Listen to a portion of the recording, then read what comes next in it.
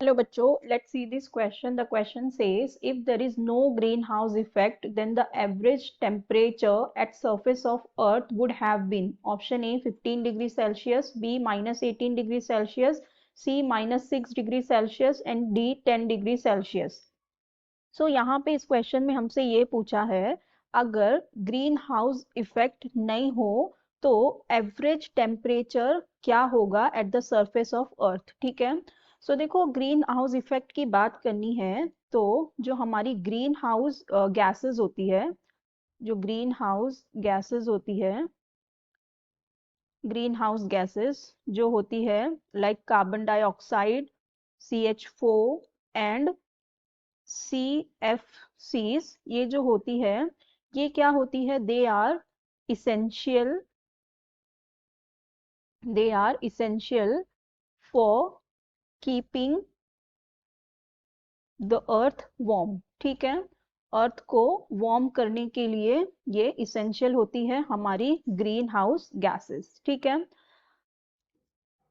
और ये क्या करती है, they prevent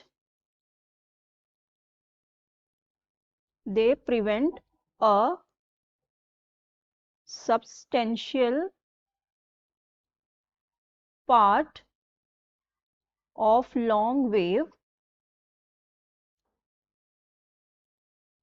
radiations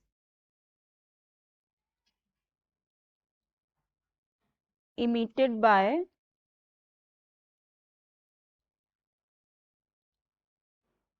earth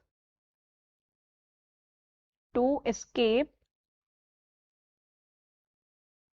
into space। ठीक है, ये क्या करती है, ये प्रिवेंट करती है substantial part of long wave radiation को जो अर्थ से रिमूव होती, इमिट होती है to escape into the space. तो लेकिन ये होता क्या है, जो ये गैसेस होती है, बट दीज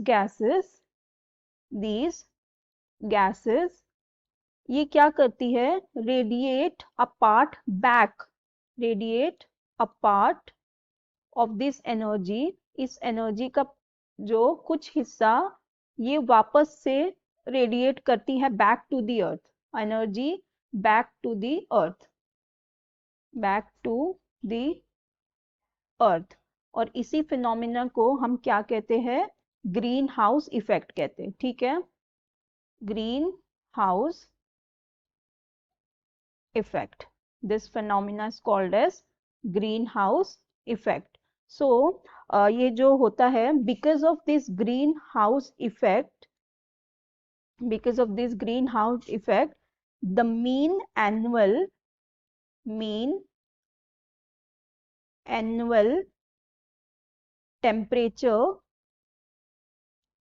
of earth जो है वो है इज 15। ठीक है, कितना है, 15 डिग्री सेल्सियस।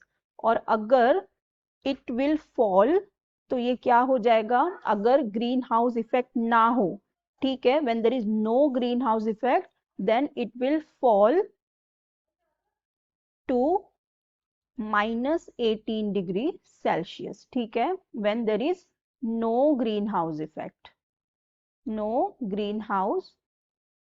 इफेक्ट, तो कितना हो जाएगा, वैसे इसका कितना है 15, और अगर ग्रीन हाउस इफेक्ट ना हो तो ये -18 डिग्री सेल्सियस हो जाएगा। तो हमारा करेक्ट ऑप्शन क्या हो जाएगा, option B -18 degree Celsius. So I hope you understood it well. Best of luck, thank you.